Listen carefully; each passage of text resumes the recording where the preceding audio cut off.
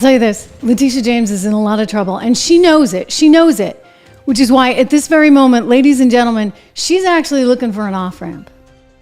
And apparently the off-ramp is being provided, I don't know, I'm just guessing, by the Democrat Party. Yeah, because you see there's one guy that's in a little bit of trouble right now. That would be the guy you're looking at. Oh, well, she's in trouble too. But there's another guy that's in a bit of trouble right now. And that would be the mayor of New York City. Yeah, the mayor of New York City, he's going down. They're all over him because, you know, he had the unfortunate desire to expose the truth about, this is my conjecture, the immigrant situation that is out of control in New York City, and they weren't too happy about it. So next thing you know, he's out. Right, he's out, and they're looking for replacements. We're going to get to all of that on today's edition of the Trish Regan Show. Make sure you subscribe, share, like, comment. I'm looking at your comments live. I was just saying hi to David and to Ian, some of our loyal fans here on the program, and watching every single day as we're live. We also want to get to the poly market news because this is the prediction market that is really a heck of a prediction market. And I got to tell you, prediction markets, they're rarely wrong. I think they've only been wrong twice since 1866. And take a look at those numbers. Would you? I mean, if I'm Kamala, I'm terrified right now. If I'm a Democrat, I'm terrified right now. Camp Kamala is freaking out because regardless of what the polls say, and they say a lot of different things, right? All within the margin of error. This thing is where the money is. This thing is where it's at. So poly market, we're going to get into all of those polls. And then I got to tell you about the latest and greatest surrounding Whoopi Goldberg and her war with Donald Trump. You're not going to believe it. You're really not. You're also not going to believe an edited and non-edited clip that's just come in from CBS News. They have the non-edited version that apparently aired online, and they put this out there, and then they have an edited version that aired on the actual show. And they're two very, very, very different things. So a lot to get to today. But I want to begin at this moment with breaking. Letitia James is looking for an off-ramp. Letitia James wants out of her job as Attorney General of New York. And it's probably because Letitia James knows that the case that made her so famous against Donald Trump, that actually helped get her elected, don't forget, this is what she campaigned on, ladies and gentlemen. Well, that case is about to get reversed, and it's going to get reversed by the appeals court there in the state of New York. I'm going to explain why, but first, know what's going down with Letitia at this moment in time. Here we are, Letitia James looking for that off-ramp, because you see there's this guy who's the mayor right now, Mayor Adams, and Mayor Adams is now being indicted on 5 different counts, including bribery, wire fraud, conspiracy. He did speak out pretty aggressively against the Biden administration and the efforts to bring more and more migrants into the city of New York, and I don't think that necessarily ingratiated him with people. So, you know, I'm just, this is a little bit of conjecture, but let's just say he was not on the most favorite Dem list. Letitia, however, oh, they love her. I mean, they cannot get enough of Letitia James. After all, this is a woman who campaigned on getting Trump. Remember? Your attempt to bring Trumpism to New York City. He's called me disgraceful. Of the fact that they stole the Supreme Court seat. An illegitimate president and an illegitimate member of the United States Supreme Court. He's called me radical. Okay, you get the picture. We can watch a little bit more later. But Letitia James is, by the way, a radical who totally took the law into her own hands and went wild with one of the statutes, using it in a way that, frankly, has never been used before. And now the appeals court is calling her out. So now Letitia needs a new gig. Well, lo and behold, you know, Eric Adams on his way out, so why not put her up as mayor? That's the latest and greatest out of the New York Times. They're talking about putting Letitia James in as mayor. With Eric Adams' future now in jeopardy, why not bring in Letitia? So this particular article that I'm showing you, if you're watching live on YouTube, thank you. Great to have you here. Make sure you subscribe, share, like, all that good stuff. If you're listening on Apple Podcasts, thank you for that. Spotify Podcasts, thank you for that. That's the audio version of the show. Make sure you go and rate us 5 stars only, please. But this, what you're looking at here, is the latest from the New York Times, and they're saying that she is going to be running for mayor of New York City. So a couple things going on here. One, the woman needs an exit plan, because you know what? She's going to have egg on her face in a massive way. She already does. Wait until you see the sound. I went through just out the sound that came from that appellate court just the other day, and I'm going to play for you what the judges are saying to the Solicitor General who's repping Letitia there, repping the state of New York. And they're like, whoa, this is crazy. How do we actually put guardrails in to prevent something like this from happening in the future? That's going to come out momentarily. I would guess probably in the next 15 to 20 days. So that reversal is out there. So what does she do then? I mean, could she get disbarred? If you get disbarred, can you still run for office? I guess you can. Oh, wow. Okay, so Letitia is kind of in a situation here. She needs to find a new gig. And so, the whole campaigning against Trump thing, that may not have panned out how she had anticipated just because of where the court is on this one. And the court's not with her. Not with her at all. I got to show you this sound. But before I do, as things are so crazy right now, keep in mind, there's a way to help shield yourself just a little bit from the craziness, or at least from all the inflation that we see, and that would be through a diversified portfolio. And for me anyway, that diversification includes gold. I actually hold gold in my portfolio because I see it as a way to balance out some of that inflation risk, balance out the crazy risk, etc., and also balance out the risk that, people are diversifying away from the U.S. In fact, just this week, we learned that Poland now has more gold reserves than the UK, and they're very proud of that. I think that a lot of countries around the world are moving increasingly into gold. As I look at gold in the market today, it's up slightly. You can get gold too. Go over and see our friends, my friends over at American Heart for Gold. You can text my name to get the best deal. In fact, up to $15,000 of free silver with qualifying offers. If you text Trish to 65532, text my name Trish to 65532, up to $15,000 in free silver. Call 1-844-495-1115. 1-844-495-1115. And how can I forget? Go to Trish Loves Gold. You can't forget that, right? TrishLovesGold.com. TrishLovesGold.com. Anyway, here we are looking at Letitia possibly fleeing her job. I mean, this is the report. Let me share with you. Apparently 5 sources have told the New York Times that she's looking to position herself as the next mayor of New York. So Trump actually sort of, in this case, depending on how you look at it, he could be winning again here because you know what? That case is going to get reversed momentarily. And she's going to be forced out as AG. Now, she's going to move over into the political sphere, of course, because that's who she is. She's a political animal. She's a rabid political animal. You have only to look at all of the campaigning that she did promising to get Trump to really, I think, become rather alarmed. Because, whatever happened to due process? I mean, this is pretty wild. And this is what the court is concluding. And this is how I know this, and I'm not just making it up. Of course, I thought that the case was absolutely bonkers from the start. I've been a business reporter my entire career. I've never seen anything like this. And then I've certainly never seen anything like the nearly $500 million fine that Judge Arthur Erdogan put on Donald Trump. I mean, bonkers stuff, right? But this is why we have appellate courts. It's just shameful, and the court knows this. It's shameful that it has to get to this, ladies and gentlemen. So the court right now, as we speak, is preparing to reverse this case. That's going to happen in a matter of days. It's getting closer and closer to the election, of course. Would have been nice if they could have figured this all out way ahead of time, right? But anyway, let me go here to the Solicitor General who got up to speak. Some of you have seen this already. Justice David Friedman cuts her off before she even has a minute to speak.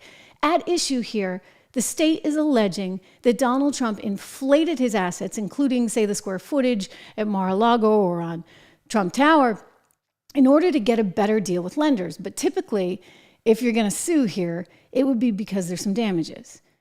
But in this case, you had 2 really sophisticated parties, one of which was Deutsche Bank, a very famous investment bank out of Germany that has operations in New York, and they were running the whole deal there. So Trump said, oh, well, Mar-a-Lago's worth this. And they said, okay, Mar-a-Lago's worth that.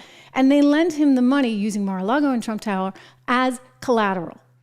So Letitia's alleging that he somehow got away with murder, so to speak. He got some kind of great deal because he inflated the value of his real estate holdings. Of course, it was up to Deutsche Bank to do its due diligence and figure out whether or not Mar-a-Lago was worth what he suggested it was worth. Letitia has it somewhere around, 14 million? 18 million? I mean, it's pretty crazy. So this starts to come out. You can hear the anger in the justices' voices. I want to play for you as this Solicitor General, last name is Vale, gets up to speak. She can't even get a word out, and the justice is all over her. May it please the court, Judith Vale for the New York Attorney General's office. All of the defendants repeatedly violated— Ms. Vale, can you identify any previous case in which the Attorney General sued under Executive Law 6312 to upset a private business transaction that was between equally sophisticated partners, where the supposed victim had the ability and legal obligation to discover the allegedly misrepresented matters by conducting its own due diligence, where the supposed wrongdoer advised the supposed victim through written disclaimers to conduct its own due diligence and to draw its own conclusions, where the alleged misrepresentation almost entirely concerned inherently subjective valuations of properties and businesses. Yes. And where the victim never complained about any fraud in the transactional losses from it. Because I've gone through the cases which you've cited, and all of them always involved the consumer protection aspect. It involved protection of the market. Several responses. And I want to add to his question, and little to no impact on the public marketplace. Bingo. Okay, so I've gone through this as well, and I've looked at some of the cases that she cited, and she looks at Lehman Brothers, and she looks at an accounting firm, and all of these had really broader implications, right, for the consumer as a whole. In this particular case, there were only two parties involved. It was Deutsche Bank and it was Donald Trump. So why is Letitia James getting in the middle of this, and why is Judge Arthur Erdogan saying, okay, I'm going to get in the middle of it too, and I'm going to charge you $500 million, other than for one reason and one reason only, and we know what it is. It's politics. It's just sheer politics. And again, the woman's a political animal. She's trying to use this as some kind of way to run for the mayor of New York City. So you got to think about the motives here, and you've got to be able to protect individuals, innocent Americans, against this kind of rabid political lawfare. This is political lawfare, and the appellate court is picking up on this. She's using this opportunity, this dislike of Trump, to try and bring it to her advantage. Oh, I'm going to go get Trump. I'm going to get Trump. Except she's not getting Trump. She's not getting him because it's not actually legal what she's doing. She's trying to insert herself. The state is trying to insert herself, itself, in between two parties that are trying to do a transaction. I'd just like to know, if there's no victim, if nobody's like, hey, I lost money, if everybody's happy, then where do you go with this, Letitia? The quick or short answer is nowhere, except that she's going to be out of a job when everybody realizes what a fraud she is, so why not turn to politics, right? Hence her going after Eric Adams' job. This is pretty frightening. I mean, we can't live in a world, we can't have a thriving business community if you have the state intervening in such crazy ways. And guess what? The appellate court knows it. The appellate court knows that this doesn't make any sense.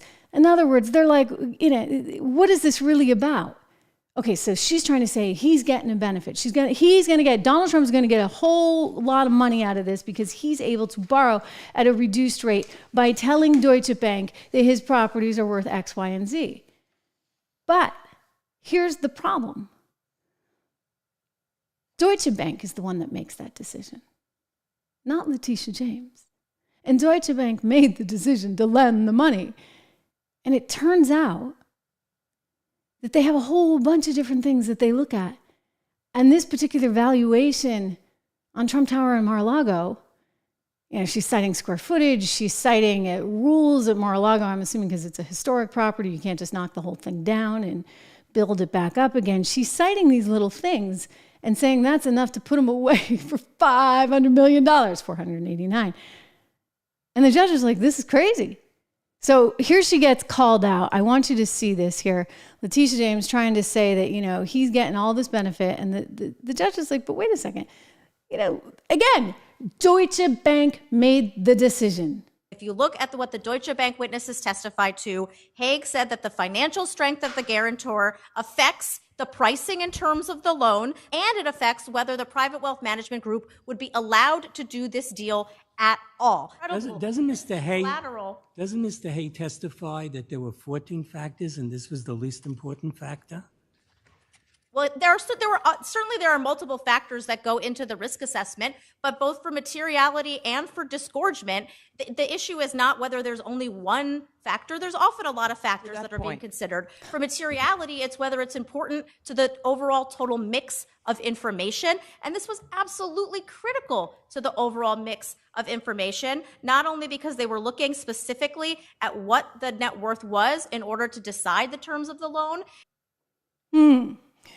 Okay, you keep telling yourself that, Judith. Okay, you keep going. I get it. You got to carry Letitia's water, and that's a lot of water to carry. All right. So the judge is like, no, wait a second. Like wasn't even that big a deal. I mean, there were 14 different factors, and it was this least important of all. I don't think you have a case, girl. There is no case. And so there is, bottom line, I think that the biggest problem with all this, they're creating something out of nothing because Letitia knew which way the wind was blowing in terms of New York, in terms of New York City. She wants to get herself onto bigger and better things, but there's a little problem in the works in that, there's an appellate court, and the appellate court any day now, mark my words, is going to reverse this case. I'm going to play you some more sound from these judges because, again, this has just come in. I reviewed the entire thing, and I'm like, wow. I mean, I know there's a lot going on today. We're going to talk about the hurricane as well. I mean, there's just and the quote unquote misinformation, disinformation campaign out of the White House that they're trying to tell everybody else they're part of. Really pretty crazy stuff. But I'm just struck by all this because this is somebody who really was trying to use this kind of lawfare, and it's right on display. She's getting called out for it here. And it's amazing to see. So one of the issues that kept coming up in Letitia James's case is, and Donald Trump was like, what's the deal? You know, you build a company, you do a good job, and now they go after you for everything. Why? Because they don't like your politics? Well, the judge is saying, this is kind of like a private thing, right? You got two parties, they're pretty sophisticated. Why is it that you are suddenly involving yourself? State, Judith Fail. Representative Solicitor General for the state of New York, representing effectively Letitia to try and get this thing all the way through. The appeals court, Donald Trump appealed it right away. And it will get reversed. And this is one of the reasons why. Let's go to this tape. It was using... I'm sorry, but what's being described sounds an awful lot like a potential commercial dispute between private actors. Well, to go back to the first question about whether there's other examples of this, there are other examples of this. In the First American case, the Attorney General brought a 6312 case where the transaction at issue was between a very big bank, Wells Fargo, and a professional appraisal firm. But it wasn't the concern there that the public would ultimately be negatively impacted and affected by what those corporate actors were doing. And that concern is here as well, because when you have hidden risks getting injected into the market, that hurts the... I'm sorry, I just have to jump in. That's really hidden. Okay, that's really hidden. Two parties making a decision, one lends money to the other, and somehow it's going to bring the whole system down, right? I don't think so. Market and honest participants in the market. And the legislature also decided, contrary to what defendants think, that making sure that business in New York stays honest is the way to attract and keep business to in that New York. point, the Executive Law 6312, I just want to read a section of it. Well, not exactly, but was enacted to promote and protect honesty and integrity. It's the same question I asked the other side. In commercial marketplaces in New York, by stopping fraudulent and illegal business. By the way, if you ask me, this one judge is kind of on Letitia's side. If you just listen to the question, it's very interesting. It's a complete contrast to the other four judges there. To accomplish this purpose, the statute authorizes the Attorney General to bring civil enforcement proceedings on behalf of the people whenever any person shall engage in repeated fraudulent or illegal acts or otherwise demonstrate persistent fraud or illegality in the carrying on, conducting, or transacting of business. I don't read harm or threat of harm in that, but the other side is saying that that is to be read into the statute. Are there any cases where the language harm or threat to harm limits the scope of the Attorney General. Okay, No, so Your what, Honor, not she's like, no. So what they're getting at here and what this judge is getting at is how broad this law is. 6312, this particular statute that enables the AG, and apparently this has quite a history in the state of New York because AGs have fought to expand 6312 because, of course, they want the political wherewithal to go after any of their enemies or any of their donors' enemies, shall we say. So that's part of the reason for that. And they keep expanding this. And now the court's saying, but it's gone too far. And what can we do to rein it in? How do we protect innocent Americans from being targeted by the likes of Letitia James or frankly anybody else who comes along? And this shouldn't be partisan because you know what? It works both ways. So depending on who's in charge, the other side is then possibly the victim. I mean, this is scary stuff, and it doesn't even have to be side by side. It could also just be somebody who's in the public profile or somebody that they want to make an example out of, because you get some politically hungry attorney general that's trying to prove her stripes or earn her stripes so that one day she can run for mayor of New York City. Right? That's what this is really all about. She wants a bigger political career. And of course, at this moment in time, she knows that her future is very limited, certainly as Attorney General, because this is going to be kind of embarrassing when it's realized and it's decided that she was all wrong in this. In fact, I would not be surprised if we see her disbarred. Elise Stefanik, the representative from New York, who I would just say you don't want to mess with, Claudine Gay found that out, president of Harvard University, when Elise Stefanik, who also incidentally went to Harvard, was questioning her on Capitol Hill. Elise Stefanik wrote a 65-page letter to the professional committee in New York demanding that this woman be disbarred. So when this case gets reversed, there's going to be a lot of pressure on the professional committee to disbar Letitia James because they're going to say she went wild. She had too much power. And when these attorney generals have too much power, or, the IRS has too much power, or the FBI or the CIA or anything else, right? When government has too much power, it becomes really dangerous. And that's the fear right now. And this is sort of what you see the theme of the Trump campaign being, that they need to fight back against these institutions which control the narrative and control. I mean, thank goodness we have this, right? Just a reminder to subscribe and to share and to like and to make a comment, whether you're watching live or whether you want to make a comment in all the comments below. Every little bit helps because this is a very different and very challenging time really for the country and for conservatives, and for those of us that believe in the First Amendment. I mean, this entire thing could be shut down because somehow somebody decides this is misinformation, disinformation. You're not supposed to say the things or air the things that I'm airing. Like this next soundbite I want to play you from that hearing. It tells you what the judges are thinking. I mean, Letitia James brings this case saying, oh, somehow he's a threat to the public. He's going to take down the entire financial system in New York City because, he made one loan with Deutsche Bank and inflated the value of his property, and they gave him a better term as a result. Of course, everybody's a big boy. Deutsche Bank can do their own due diligence. But now Letitia James thinks she's smarter than the bankers at Deutsche Bank. So there you go. Here's one of the judges saying, you know what? The public wasn't hurt. You keep citing all these cases, lady, where vast amounts of people were hurt, but this is just a particular defined case. I want to play it for you. You're pointing to Ernst & Young. You're pointing to First American. Ernst & Young, you're dealing with the collapse of Lehman Brothers.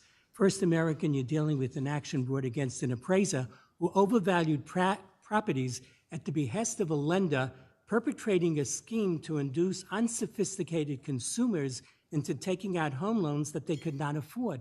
It hardly seems that justifies bringing an action to protect Deutsche Bank against President Trump, which is what you have here. I mean, you've got two really sophisticated parties in which no one lost any money, and that was the point of my initial question. Every case that you cite involved where there was damage to consumers, damage to the marketplace. You've got a scheme to get unsophisticated consumers to take out home loans. You got a collapse of Lehman Brothers. You don't have anything like that here. Well, first of all, Your Honor, the statute doesn't require that whatsoever for liability. And the statute is written broadly because the legislature wants the Attorney General to go in and stop fraud and illegality. Counsel, I think you hear underneath all these questions the question of mission creep.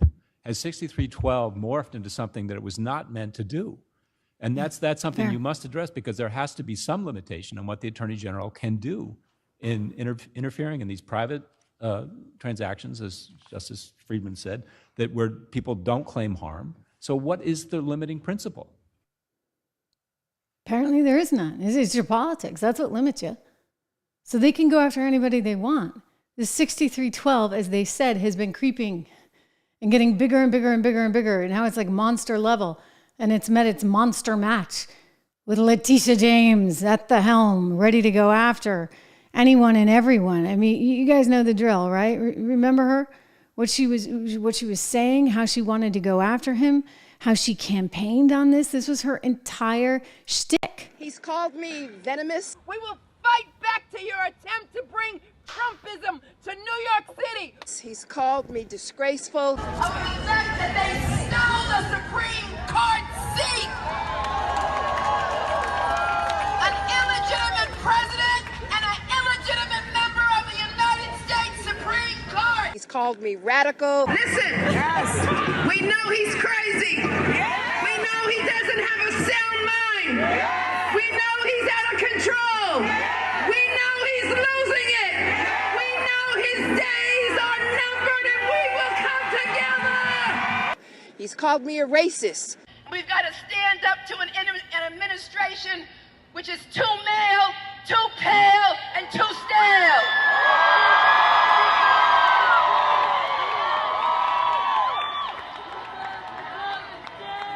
Too male, too pale, and too stale. Too male, too pale, and too stale. Okay, you get it? You understand how actually this is becoming quite alarming and quite scary. And so when they say, whoa, like where are the guardrails for 6312? That statute, maybe we need to put some in, because we can't have the likes of Letitia James or whoever her successor might be out there doing crazy stuff, going after people for no reason. Meanwhile, what about the judge? Because he needs to be disbarred too. He's coming up with a wild 489, forgive me, million. Let's just call it 500 million, okay? It's like nearly $500 million that he wants to fine Trump. He did, by the way. They had to come out with the loan bill, right? I mean, this is bonkers. Who the heck would ever want to do business in New York City or America for that matter? I mean, look, they're watching on the international stage. Don't kid yourself. This is pathetic, pathetic stuff. And so the judge knows that she's getting too much power, and we got to do something. We got to do something about Letitia. Well, what do you do about Letitia? She's been going crazy with this 6312 thing. I think you disbar.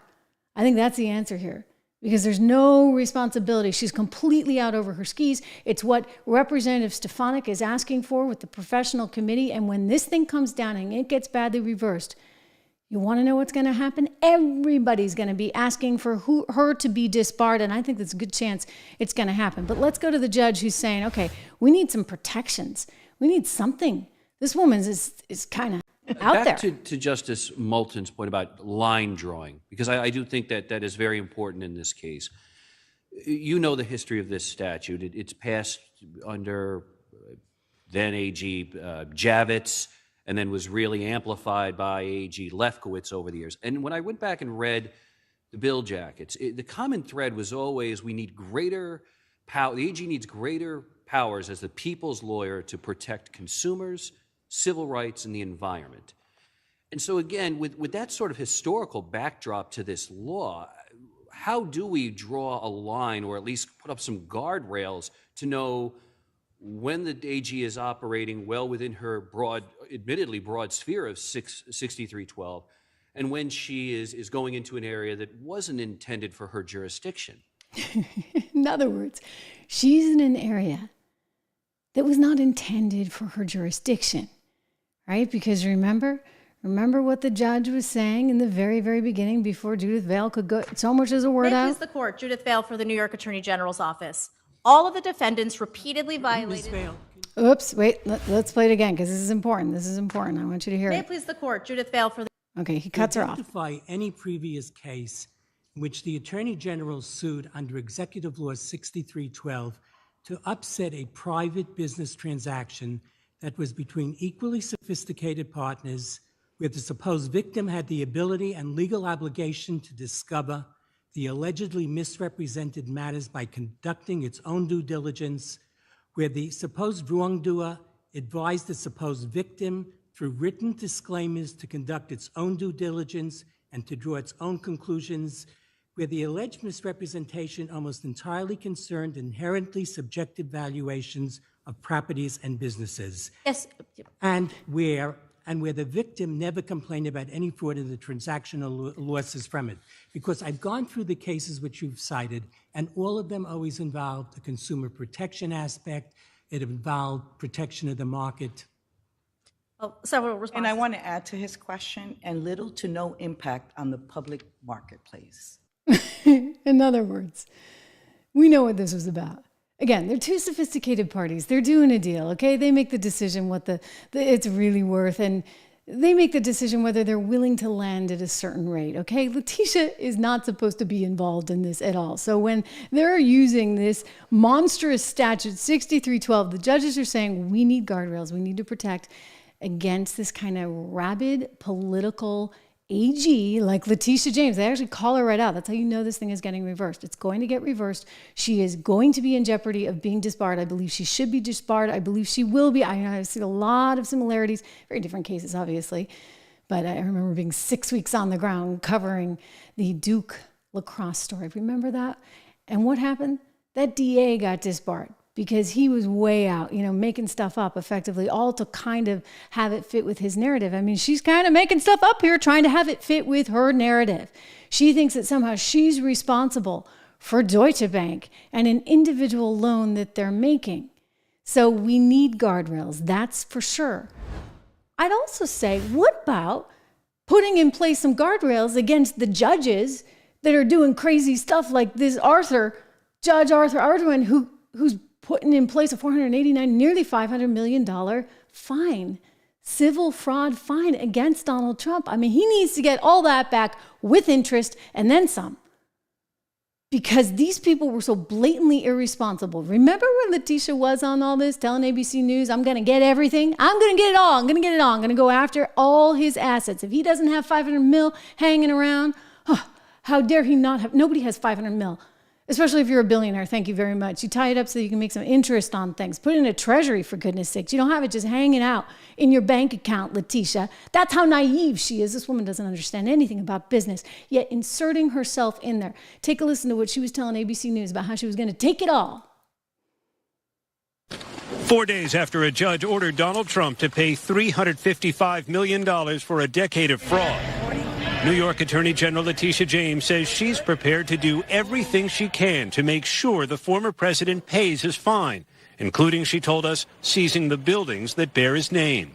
If he does not have funds to pay off the judgment, then we will seek, judgment enforcement mechanisms in court, and we will ask the judge to seize his assets. Oh, that's what she was hoping for. Remember, she actually went to one of his golf courses, and they were starting to prowl around like the day before he finally got the money. And this is wild. Okay, guys? Like, this can't be happening. It shouldn't be happening. It's really, really gross stuff to see. The judges know that.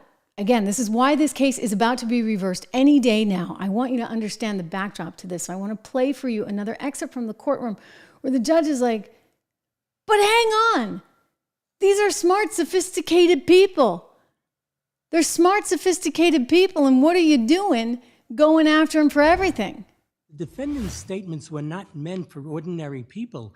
They were directed at some of the most sophisticated individuals and entities in business. Well, if the court wants to use the standard of an objectively reasonable counterparty, sophisticated counterparty, fine. They had a capacity or tendency to deceive that sophisticated party as well, because these misstatements and omissions were about objective facts that were extremely important and that any reasonable counterparty would want to know. Any sophisticated, reasonable counterparty would want to know that the defendants were valuing an apartment based on 20,000 square feet more than it really was. Okay, let me just emphasize one thing. A sophisticated party is going to do its own due diligence. I mean, think of it. Let's use a non-sophisticated party. Suppose, Joe Schmo down the street wants to get a home equity line of credit on his house. And he goes to the bank and he says, I want the home equity line of credit. And they say, okay, well, it's got to actually meet appraisal. So they send an appraiser out and they decide whether or not the home is actually worth as much as Joe wants to borrow for it. And they make a decision. And they are taking on that risk themselves, of course, but they're relying on the appraiser. It's kind of, this is different, but it's not entirely different. I mean, the bank is making a decision that it believes Donald Trump's property is worth what he put down on paper it was worth. And he had a lot of qualifiers there because it's subjective. You heard one of the judges say it's subjective. It's totally subjective.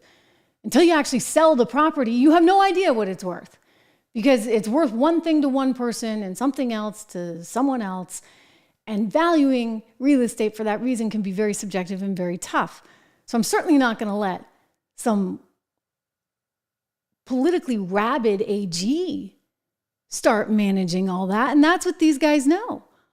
On top of that, $500 million, let's call it $500 million. It's nearly $500 million. Judge Erdogan saying, we're going to slap you with a nearly $500 million penalty. By the way, Letitia wasn't even asking for that much. She wanted $250, and then she upped it a little bit, and then he came through with the big bonanza. Somebody's going to look at this guy, too, and say, how the heck did you get to this? And this is kind of nutty and really, frankly, pretty dangerous. This is something that, they had 5 judges on this appellate court, and all but one of them seems quite taken back by this bizarre case, as all of them, frankly, should be.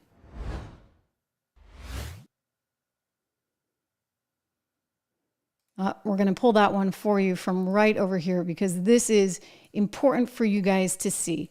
Very, very important. So the judge is like, I don't get it. Like, how do you come up with $500 million? I couldn't believe that. I remember I was like with the kids skiing in Vermont when that news broke. I actually went on somehow. I managed to get on live, or maybe we had to tape it because I couldn't get a signal out. It was really tricky.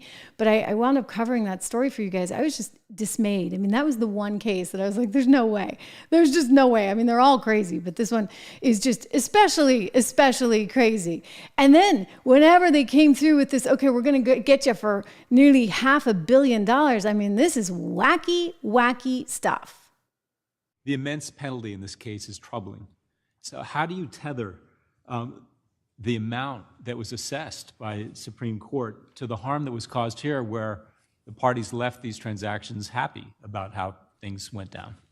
Well, disgorgement, Your Honor, looks at taking the gain away from the wrongdoer. And although this is a large number, it's a large number for a couple reasons. One, because there was a lot of fraud. This went on, and illegality. It went on for 7 years during the statute of limitations period. Another reason is because the guarantee and the financial statements each year worked to get enormously favorable interest rate savings to the defendants. It was a difference of approximately 4 to 8 percentage points, obviously varied by year. That is an enormous benefit that they got from the misconduct. And it is not an excuse to say, well, our fraud was really successful, so we should get some of the money. But you see where this is going, right? The justices are like, this is bizarre. This is like, first of all, you shouldn't have been there. You shouldn't have been involved in this anyway, in any way, shape, or form. You're saying that 6312 allows you to. We're not so sure it does, but if it's that broad in its scope, then we got a problem here. We're going to put some guardrails in against the likes of Letitia James or any other future AG that might try and do this. And then on top of it all, what the heck is the judge doing? What is she doing? How are they coming up with this astronomical number? Why would anybody want to do business in New York knowing that that is what could await you? This is really bizarre. This is not who we are as a nation. I'm telling you, it's scary, scary stuff. Donald Trump at the time, remember when this all came out, he was furious. Here he is. I want to show you. I walk down memory lane. If you watch the show, you've seen me play this before, but it's so compelling. He actually lays it out really well. He understands this case. I think more than any other case, he was just so bewildered, like the judges. Like, this one is crazy. Here he is outside Mar-a-Lago. New York State judge just ruled, and he's crooked as you could get. And a lot of people expected something like this, but not for the amount.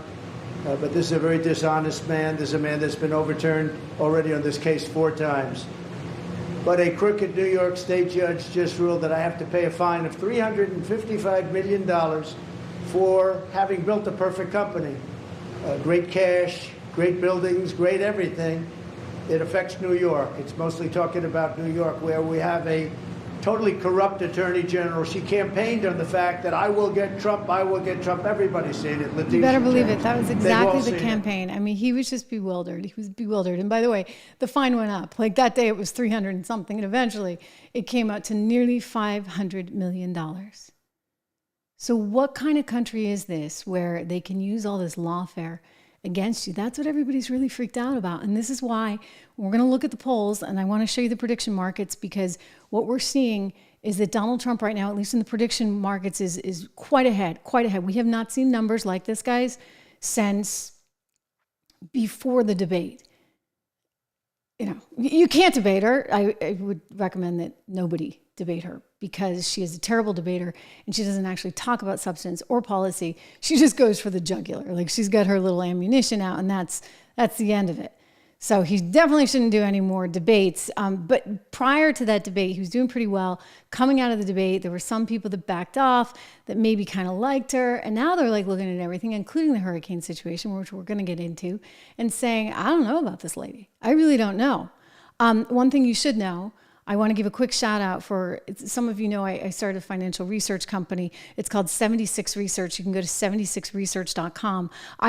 We just closed out the 3 months ending on 9/30/2024. And I'm like just so proud of this. This is really, really great chart to show you. You can see how our portfolios there were up so considerably, especially compared to the market overall. So if you look at the S&P, up about 5.9%, our median stock in our portfolios, and we have 3 portfolios. You can get all of them, by the way, if you purchase the Founders Club, which is the most economical value. 10 to 15 stocks in each one of these. We're actually making a change in one of them today because the stock is up some 14%. And so we want to actually diversify and give you some exposure to one other company. And so again, I encourage you put yourself first, make sure that you're investing in yourself. Don't count on these clowns to do any of it. And this is something that really is my baby. I started with a dear friend named Rob Horton, who's a brilliant stock picker. And we started this because I kept saying, like, people, you get kind of taken advantage of. I'm sorry. It's just the way it is, both in the news cycle and then in the financial services industry that's catering to small-time investors. And everybody's got like something that they're selling you. Now, yeah, granted, I'm selling you this research, but it's very economical. And my whole plan was like, let's do this on a very large scale because I think people need access to this. And if we just make it cheap, then they can have this opportunity. I mean, it's not that cheap, but it's well worth it because you're gonna, look at these numbers speak for themselves. Our top consumer pick up 25%, financial picks up 24%, utilities 24%. These are really, really, really strong numbers. Again, this is for the quarter, the 3 months ending 9/30/2024. So I'm super proud of it. I want you guys to go and take a look. Let me see if I can put the handle up here. So some of you have subscribed to the 76 report. That's phenomenal as well. 76 report, we keep you abreast of everything going on. We do give you some picks. The model portfolios have all the picks though. But the 76 report, if you're just nervous and you just want to get started, it's a good place to start. It's $1 a month. You can cancel at any time. After 2 months, it goes to $9.95. But I created this for you, and our only incentive here is to make sure that these picks that we have over time keep going up, because the goal is to help you make money and to do it on your own and to not have to rely on anyone. Certainly not, as I said, Uncle Sam, but also even financial advisors, et cetera. Nothing against them, okay? But look, there's just some conflicts of interest that you should be aware of. And we have no conflict of interest other than, you pay the $9.95 for the 76 report, or for, you buy the model portfolios. I think it's an additional like $22 if you tack on a model portfolio to that. And you start to get real honest research that's all about helping you make money for the future. So that's a big deal. Before we get to the polls, one of the things I should mention in our portfolios includes investing in gold. If you're somebody who wants to buy the real stuff, oops, look at that. I got 76 right over our friends at American Heart for Gold. If you're somebody who wants the actual physical gold and you want to keep it in your bank deposit box, or you want to keep it in a vault, these are the guys that you should talk to. Right now, they get a really terrific deal. For friends of the show, you get up to $15,000 in free silver. At American Heart for Gold, up to $15,000 in free silver. Just text my name, Trish, to 65532, or you can call 1-844-495-1115, or go to trishlovesgold.com. Can't forget that, trishlovesgold.com. Anyway, they're freaking out at Kamala headquarters right now. They're totally freaking out because things aren't looking so good.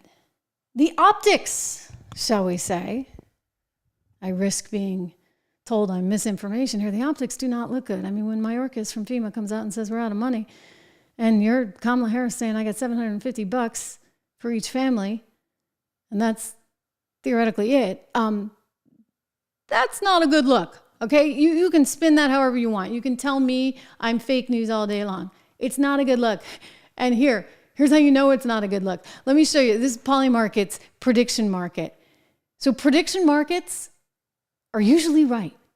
In fact, prediction markets have always been right except for 2 times, going all the way back to 1866. In other words, people are putting their money where their mouth is. You're putting your money where your mouth is. This is Polymarket. It's actually a really cool market because it's built on blockchain technology. And I'm going to geek out for you just for a moment. It's like Ethereum, blockchain, and it's really neat. So these trades settle. By the way, they use stable coins so that you don't get the effects of the Ethereum up and down. But what it's telling you is that people who are putting money to work in the prediction markets believe that Donald Trump has a nearly 56% chance of winning. I mean, this is incredible. Do you see that chart? I mean, maybe I can make it a little bit bigger for you. I just find this amazing. So again, remember that number, 55.8. So nearly 56% chance of winning. And if you look at these lines, like Kamala is going down, you see the blue, and then you look at Donald Trump and he's climbing and climbing and climbing. Now, do you see that crossover? That was right around the time that the debate happened. Remember in September, so if you look at September on that chart and you look at that blue, you see that she got a little bit of a bump coming out of that debate, and he went down a bit, but now he's just taken off. So I find this fascinating because, we can sit here and we can talk polls all day long, and we can and we will, and I've got some I want to show you, but ultimately, people don't always tell the pollsters the truth, but they tend to take their biases out and their hesitations out when they're putting money to work, which is why Polymarket is something to look at. By the way, they're open like 24/7, which is not a good thing for insomniacs. You can check it all the time, all over the world. You can't actually make a prediction. You can't make a wager as an American here in the US or any country that doesn't allow for this. But nonetheless, it's still super interesting to see. And I like showing you, especially looking at now, he's like nearly 56% to nearly 44%. I mean, that is a gigantic spread. So now if we go over and we look at the polls, what you're seeing is kind of a similar story, just not as magnified. I'll give you Reuters, for example. So Reuters, and this cracks me up because the headline out of Reuters was basically, oh, it's wonderful for Kamala. It's wonderful for Kamala. She's getting the middle class now. She's getting all those suburban moms. I think she had them. Anyway, take a peek. Exclusive. Harris overtakes Trump among suburban voters. Reuters Ipsos polling shows. So this is the Reuters article that came up first thing today. They're so, oh my gosh, this is so great. She's taken over for suburban voters. But I looked at this because, I look at all the headlines all day long and I'm looking for polls and I'm looking at how all of the media is presenting this. And I'm like, come on, Reuters. Because if you read the poll, it's actually not that good for Kamala Harris. It's not that good at all, especially when you compare and contrast with previous polls. Now, maybe there's some like jealousy and sharp elbows in the pollster world. I know when I worked at Fox, there always was. They were like, never show another poll, never show. And they would tell us all the reasons why the other poll was wrong and their poll was right. So there's a little bit of that going on. And I think that USA Today decided to call them out on it. So take a look at their headline on the same exact poll, but they're actually looking at the important number, which is that it's 46 to 43. Okay, so 3-point spread difference completely within the margin of error. This is the Reuters poll. So Reuters, celebrating, she's doing great with suburban moms, etc. They're pointing out that this is a 3-point spread. And not only that, she used to have a way bigger lead. So he's increasing, he's the momentum stock. All right, let's put it into terms that Trish Regan can understand, right? My financial background. He's the momentum play. Kamala is the sinking ship, or that staid establishment company that nobody wants to be part of anymore, right? But Fox News, great example. Not to pick on them. We'll go after Disney, all right? Disney. There's no future there. So that's kind of like Kamala right now. There's no future there. Donald Trump was down by 6. Okay, and now he's down by 3. So he is narrowing that spread. And that's a big, big deal. It's a really big deal. And so they're freaking out. They're freaking out over at Kamala headquarters. Oh my gosh, what do we do? What do we do? I'm telling you, look at this poly market thing. You guys should be freaking out. Reality is you get yourself a candidate that nobody likes, nobody trusts, nobody thinks can actually do the job. And by the way, has been there for 3.5 years and hasn't done a very good job. To be super clear, she's done a lousy job. We know what inflation is. We know what the border is. We know what the international situation is. And Kamala Harris now has a chance to step up to the plate and act like she's really doing something at the hurricane. When the hurricane, the first one was coming in, Helene, she's out trying to raise money in Los Angeles with her Hollywood friends. Biden's on the beach. And Donald Trump's calling Elon Musk saying, how can we get Starlink in there? You understand, again, optics. Who's on first there at the White House? And then, she has to deal with this burden of having been tethered, shall we say, to Joe Biden for the last 3.5 years. And she's perfectly fine with it. Here she is on The View. If anything, would you have done something differently than President Biden during the past 4 years?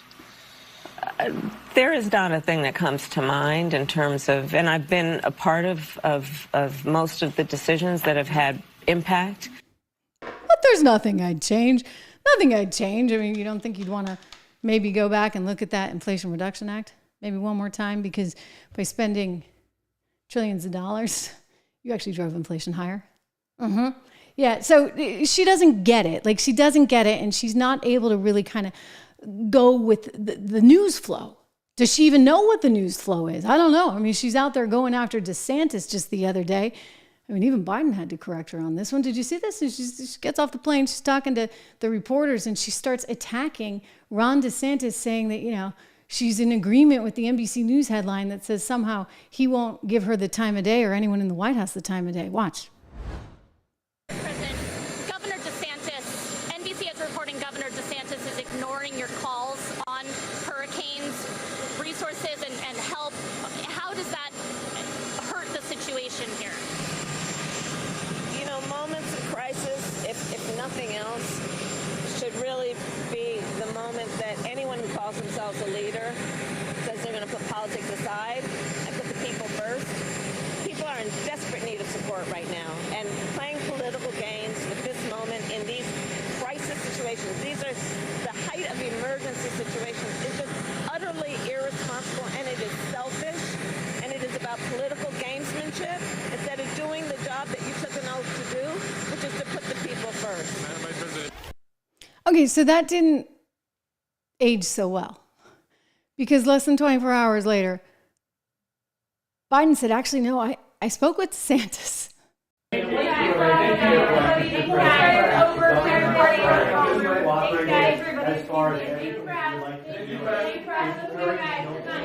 governor of Florida has been cooperative. He said he's gotten all that he needs. I talked to him again yesterday, and I said, no, you're doing a great job. It's all being done well. We thank you for it. and I literally gave my personal phone number to call. So I don't know, there was a rough start in some places, but every governor from Florida to North Carolina has been fully cooperative and supportive and acknowledged what this team is doing, and they're doing an incredible job. Ouch, Kamala. He just totally struck you down, girl. All right, so there's a little bit of bad blood there, understandably, because, she came in out of nowhere and took the seat from under him after he'd already been elected by the Democrat Party to be on top of the ticket. So, yeah, there's a little bit of that going on. On top of it, even these CNN folks were saying just the other day, as Milton was rolling into town, by the way, just horrible, horrible situation there. I want you guys to know David, one of our producers on the team, he doesn't have any connectivity right now. It's very tough because cell phones are down, etc. But he's safe and his house is safe. Thank goodness. He's in St. Pete, so I was very, very worried about him. But a lot of people are not faring as well. Anyway, this whole thing's coming into town, and you get CNN saying nutty things about Kamala. Nutty in that you would not expect a panel on CNN to agree that the woman is crazy. I mean, she's attacking the governor of a state that's about to get lashed with one of the most historic hurricanes we've ever seen. Is she crazy? He did not ignore her call. She was talking, just to be clear, she was talking broadly about the politicization of the storms. I think she was talking about Ron DeSantis. He did not ignore her call. And in fact, according to what I've read tonight, he actually spoke to the President of the United States, He did Joe speak Biden. with President Biden. And he has said time and again that he and the federal government are working well together. So who here is politicizing this? Yeah, Harris. I hate to agree with Scott on anything, but I agree. I agree in this case. He agrees. He agrees. You know what? She's politicizing it. She's trying to see this as an opportunity zone. Come on. This is not an opportunity time. This is not a political time. What's scary is that they do kind of see it that way. I mean, consider what David Axelrod said the other day on a podcast about how, he doesn't think that the Trump voters in North Carolina are going to be able to come out to vote because they've just gotten their lives washed away effectively. I mean, a lousy thing to say. Lousy thing to say. Kamala Harris had another mishap.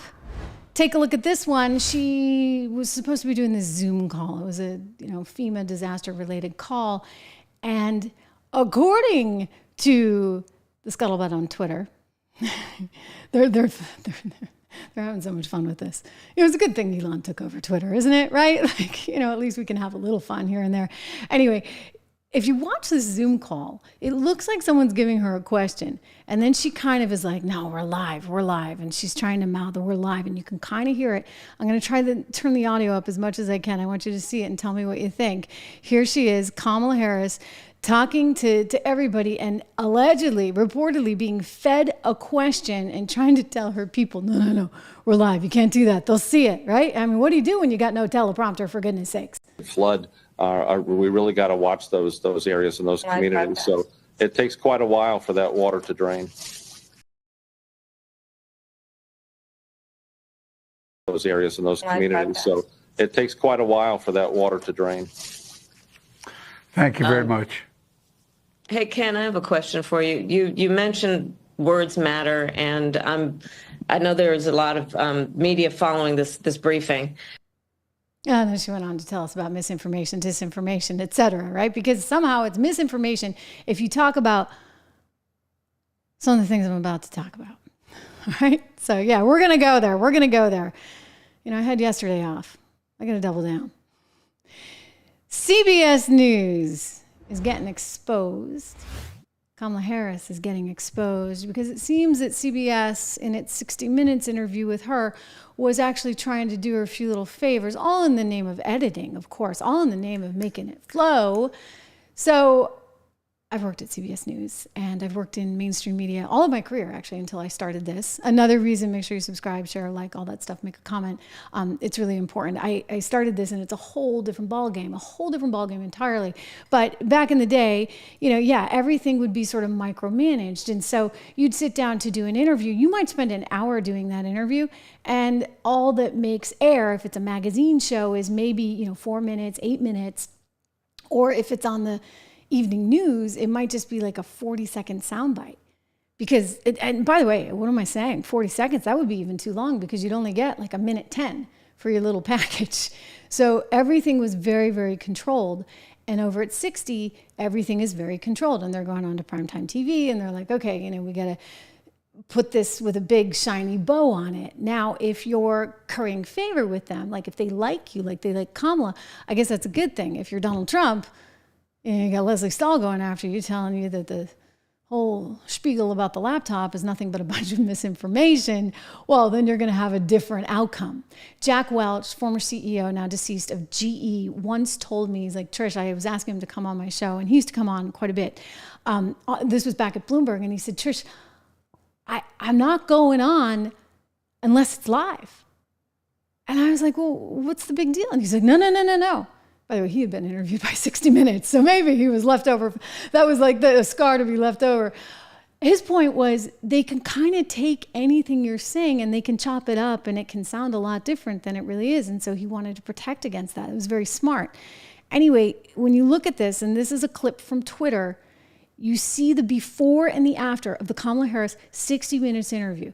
And the reason this came out is apparently CBS, they did it to themselves. What can we say? They put the entire clip onto their website as a 60 overtime thing.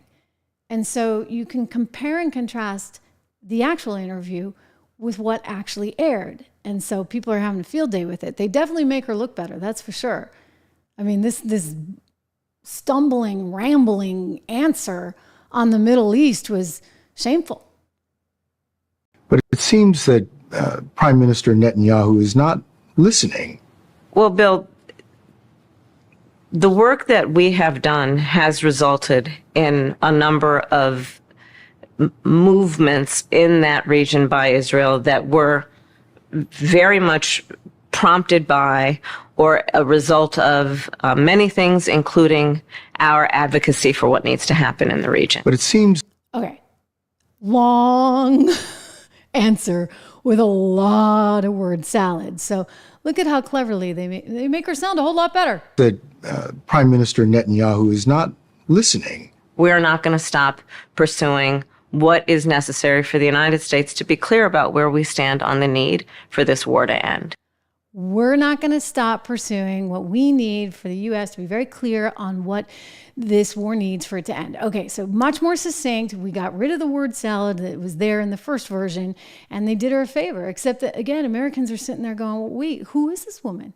Like, who is she really? Like, can she actually talk? Look what happened the other day when her prompter allegedly went down, and she kept talking about number 32, number 32, number 32. Go back and watch that. I think we aired that on Monday. I mean, what happens when teleprompters go down? Well, those of us that don't need a teleprompter can keep going. And those of us that need it and forget where they are. I mean, I see it all the time in network news, right? Somebody's reading the teleprompter and then all of a sudden the teleprompter stalls out. I will tell you a quick anecdote. When I first started, my very first job, like in real TV, was at Bloomberg Television. Years ago, like we're going back to year 2000. And there was a prompter operator. She was actually the anchor of the show, and I was a reporter that would come on, and she had control of the prompter because you can still do this nowadays. I think you can get like a prompter that you can control with your foot or your hand or whatever. And so she's controlling it with her hand, and she actually had to control them. All my script was there in the teleprompter.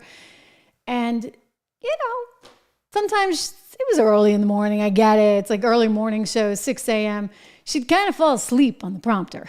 Yeah, I don't know if it was to mess with me or she was just that tired and needed a cup of coffee, but she wasn't working my prompter. So I learned from the beginning, you need to know your story. And you can never rely on a teleprompter. All right, so there's no teleprompter here. I actually had one in the studio and had them take it out because it was too big and I never ever used it. There's no teleprompter. This is all off the cuff. This is all unscripted. This is very, very real. You compare and contrast, for example, what I did at network television or even what I did at Fox, where not only were my monologues scripted, they had to go all the way up to management. So management would sign off on them, whether I could say this, that, or the other, and they'd change this word or that word. And it was like, come on, guys, all right? Like enough. And I kept saying, you know, next contract, I need to be the managing editor for my program. But they don't really allow that. You see what happens to people who kind of go outside the box. Well, fortunately, we have this, and we're over here by ourselves, and we're doing our own thing, and it's a whole lot more fun this way. But, and that is, in my view, very much the future of media and how you're going to consume it, because you should be able to see the raw tape. You should be able to see what 60 did to make her sound a little bit better. You should be able to see all of this. I mean, it's gotten too pretty, so to speak. And I realize there's a lot of people, including Hillary Clinton and Kamala Harris and others, that want to keep it that way, that want to control the narrative, that don't want you to have exposure to this, that, and the other so that you can make your own decision. I don't believe in that. I really believe that the cure to wrong speech, so to speak, or disinformation is actually more speech. Give us the opportunity to correct the record. Let the truth get out there. Let people make their own decisions. But they assume everyone's dumb and will make the wrong decision. And I'll tell you, I guess it would be in their estimation the wrong decision if you were to vote for Trump. And that's partly why, as we talk about the polls and we look at the polls, that's partly why you see them so close right now. And why you see the betting markets showing you something entirely different. 55.8% to Kamala Harris's 43.8%. That's a big deal. Really. So there's a new feud brewing over at The View between Donald Trump and Whoopi Goldberg. Something new and different, right? I mean, Trump has made her, I guess, he's elevating her, frankly, part of his campaign shtick out at the rallies. I think the other one asking the question is dumber than Kamala. So she's a dummy. He's talking about Whoopi. All right, she's a dummy. She's a dummy. So they played some of this stuff for Whoopi Goldberg on The View this week. And you can just see her like seething. She's getting angrier and angrier and angrier. And I want you to see her response because she totally loses her cool. She's freaking out. She doesn't like what he says.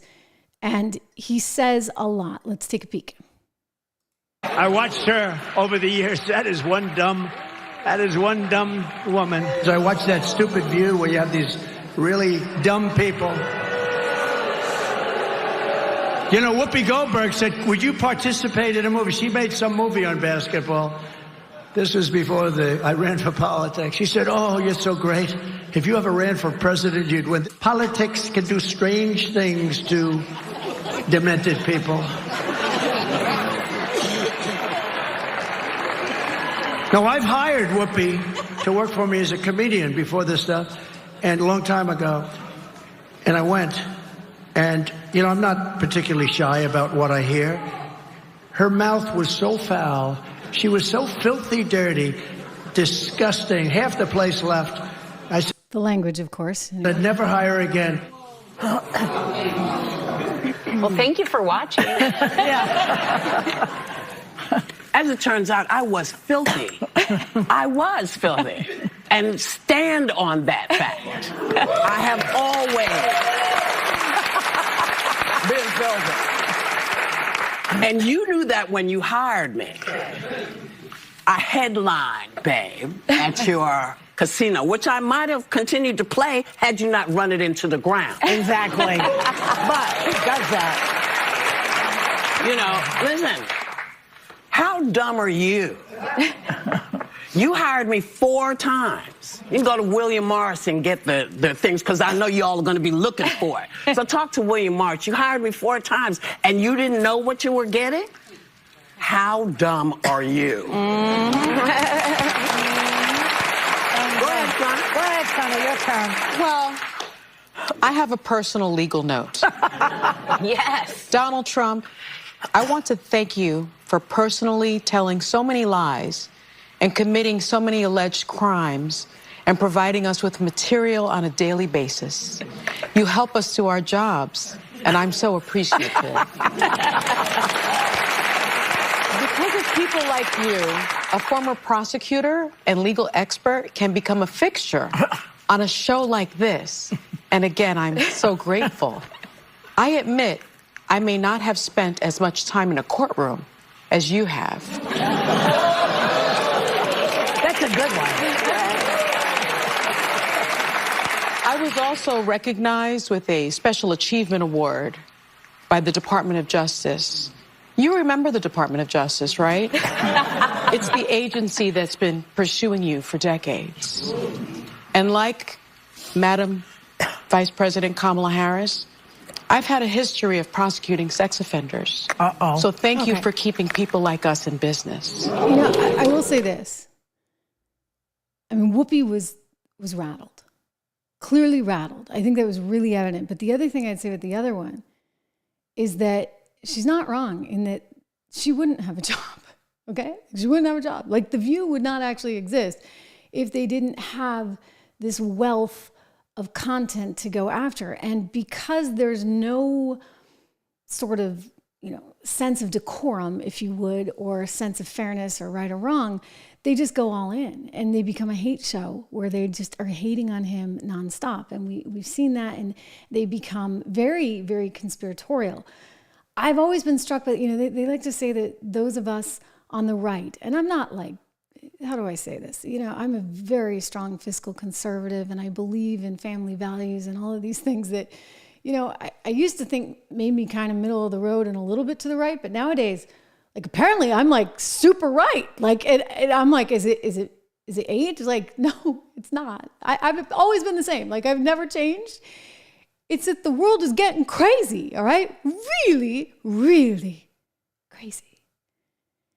And if you're someone who dares to speak up to this, then somehow you're the problem.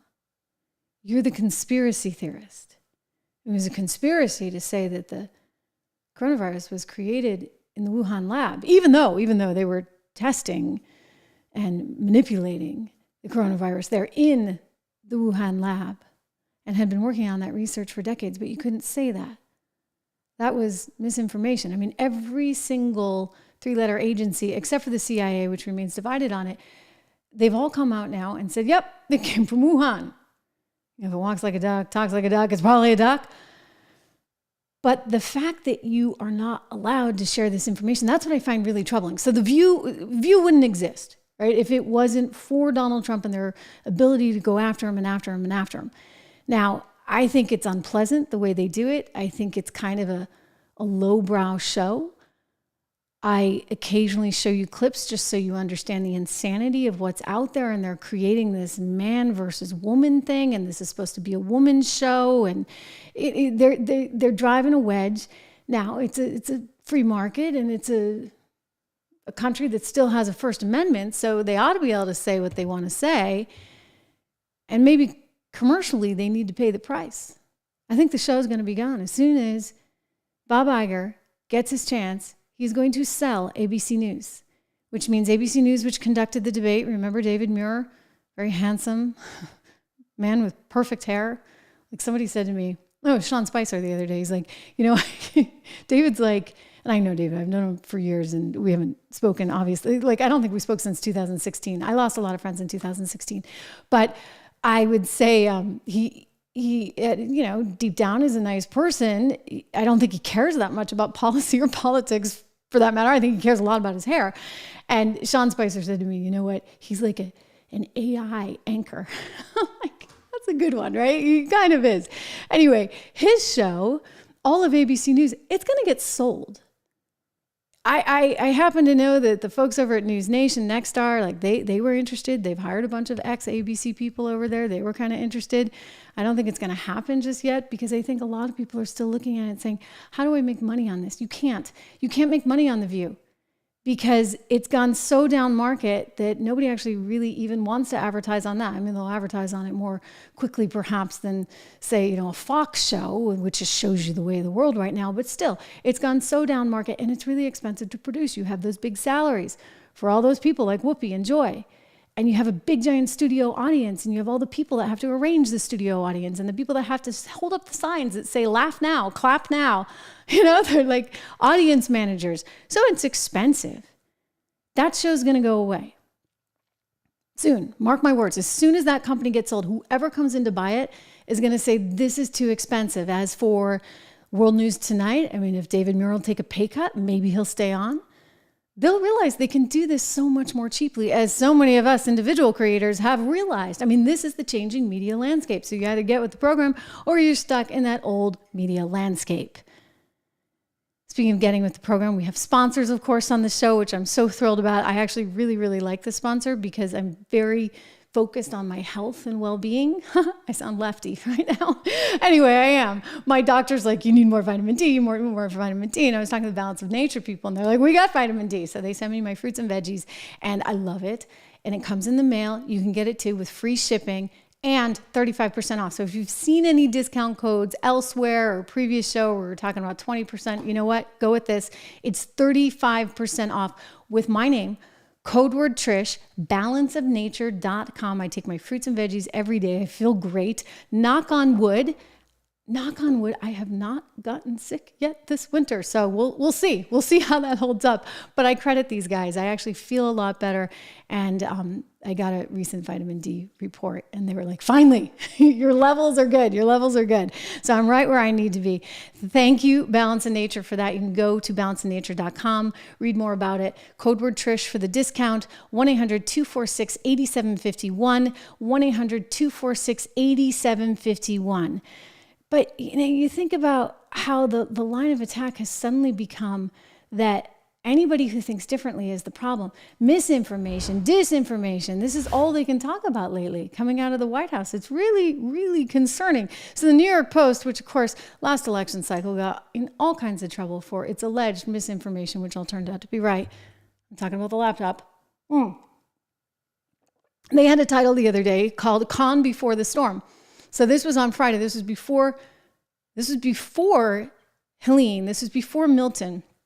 And what they were basically talking about is how Mayorkas had said they don't have any more money. The quote was, FEMA does not have the funds, right, to make it through the rest of hurricane season if there were more storms. I'll play the quote right now. And so they were just comparing and contrasting all the money, and it's a lot of money that's been spent on migrants by FEMA. So why are we spending all this money when we know hurricane season is coming? It's a fair question. Here's Mayorkas. We are meeting the immediate needs with the money that we have. We are expecting another hurricane hitting. We do not have the funds. FEMA does not have the funds to make it through the season. Because again, like, look at this graphic. If you're watching, terrific. Make sure you subscribe, like, share, all that good stuff. If you're listening on Apple Podcasts, thank you for that. We have an audio version of the show available on Apple Podcasts every day, as well as Spotify. Try and give us a rating, 5 stars only, please. Give us a review. Every little bit helps. Anyway, all this money, 104 million here, 300 million there. 77 million there, 110 million there, 380 there. It all adds up, right? And then suddenly all you're left with is $750. Now, when we point this out, it's somehow seen as misinformation because maybe they'll get Congress to approve more money, or they'll move more money around. And so maybe this is the first $750. Maybe this is a down payment. Let's give them the benefit of the doubt.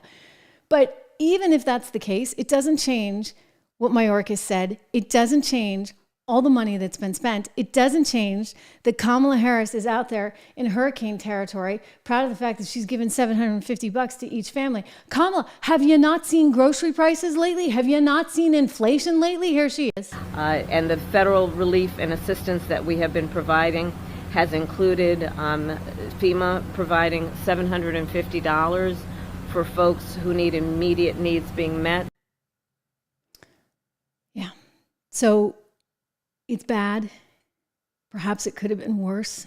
A lot of the storm surge that they were expecting did not hit Florida in the way that they thought. So we thank God for that. But there were lives lost, and there's a ton of damage.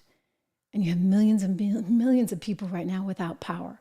One of our producers on the team, he's one of them, David, who's down in St. Pete's, had to go weather the storm actually in Tampa with his family. Look, these are people's lives, and a lot of them don't have insurance. And they've lost their homes and everything in it. And so this is your moment as a leader, okay? This is your moment to step up to the plate. This might be the October surprise in a weird sort of sick way. I hate to think about it in such a political way, but this is not endearing her with the peeps out there. This is not helping her.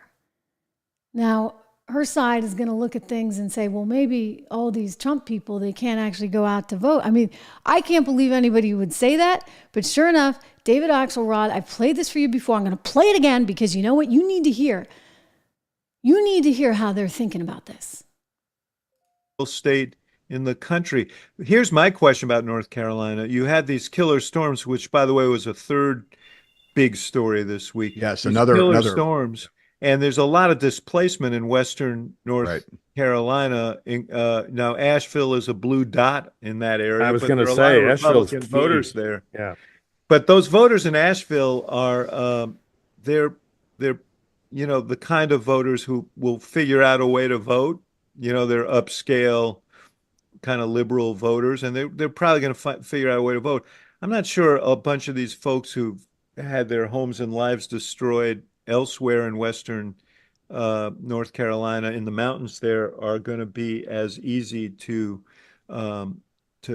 wrangle for the Trump campaign. So that's I don't know how that's all going to play out, but it's an unpredictable element in North Carolina that has made it maybe a little more interesting, but just in this. Great way to describe it there, David. A little more interesting. Because maybe you actually win North Carolina because of this. I mean, that's pretty crazy, sick stuff. There will be people that say this is a form of election interference. I'm not going to go that far right now. I'm just going to say, listen, you got to get the help to the people that need it. You got to get the politics out of the way. You got to actually do that. Kamala Harris, that is your job as the prospective president, as the vice president of the United States. You got to be all over this stuff. They're saying, no, there's more money. She offered $750. Mayorkas said there's no more money. So you tell me. I would just say the optics of this are really, really bad. Now, KJP kind of got into it with somebody the other day. I want to take you down memory lane. Remember a couple years ago, she was very proud of all the money that they were spending on migrants. Here she is. No, Biden did not take FEMA relief money to use on migrants. So FEMA regional administrators have been meeting with city officials on site to coordinate available federal support from FEMA and other federal agencies. Funding is also available through FEMA's emergency food and shelter program to eligible local governments and non-for-profit organizations upon request to support humanitarian relief for migrants. Okay, all right, so I realize, again, the optics don't look great because you've spent a lot of money, you said you're out, and you did do all those programs, but this is the time when you need to step up to the plate and you need to find the money somehow, some way, somewhere. I believe that's a line in a song from West Side Story. Anyway, here's Tom Cotton. Senator Tom Cotton, who's just destroying this NBC News anchor, who's trying to say, oh, isn't this just misinformation, disinformation? My broader question to you, I think, is about this misinformation. Do you think this is a time to put falsehoods aside, like the idea that FEMA funds are being redirected to migrants, which is just not true? Well, it is true that FEMA and the Department of Homeland Security have been spending billions of dollars on migrants. Now, I understand some people say they're separate funds, but we just passed a short-term spending bill. It's very common for the administration to come and ask for permission to move money between funds, especially to prepare for emergencies.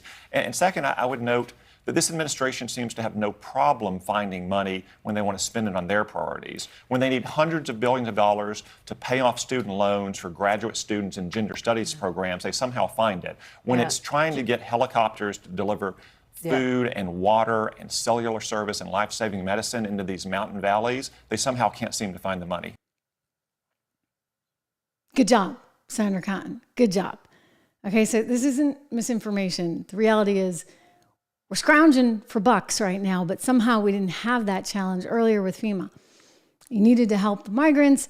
They're getting months and months in free hotels. You've got food programs for them, Medicare type programs. I mean, wow, like this costs money. What is the point of it? If you listen to Elon Musk, the point of it is to change the makeup of certain states, including places like Georgia. Georgia, which came to down to some 12,000 votes in 2020.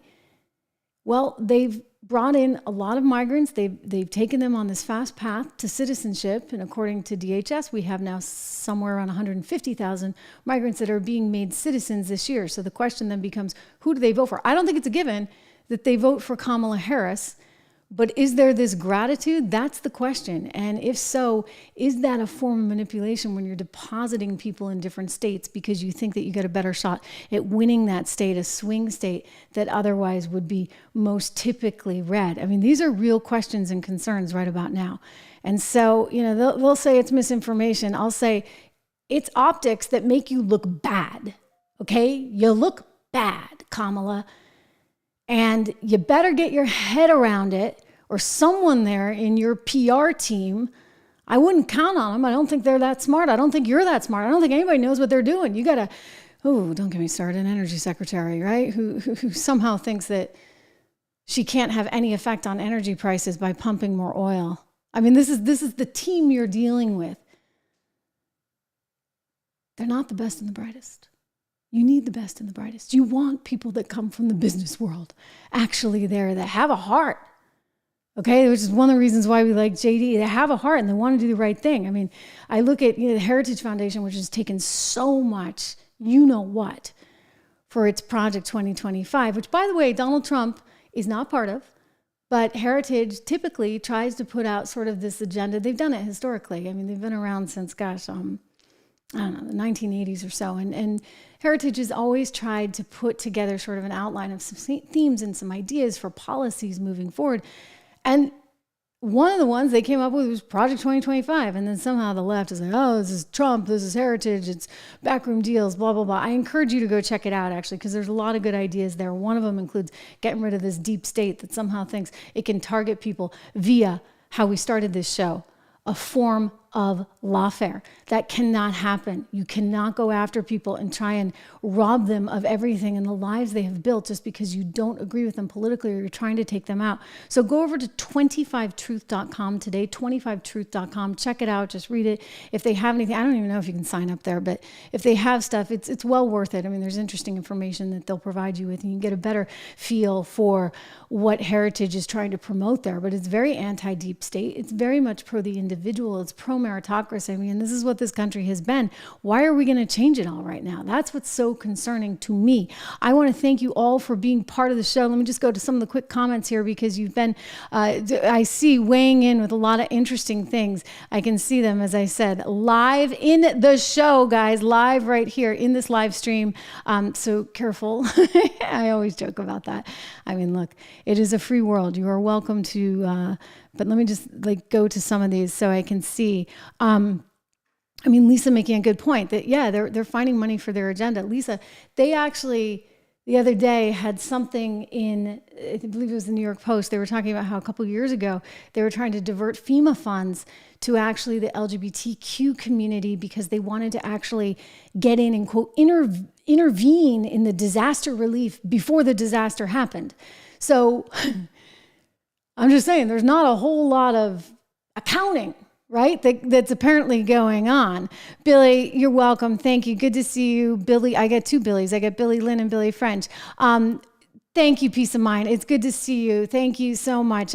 Peace of Mind, one of our loyal people here on the broadcast. Great to have you all here. I really do appreciate it. Thank you, Michael, who's watching over on Facebook as well. Primarily, we got a lot of folks on YouTube, which I love. We are growing. Guys, we're going to hit 400,000. Okay, we need to have a party when we get to 400,000.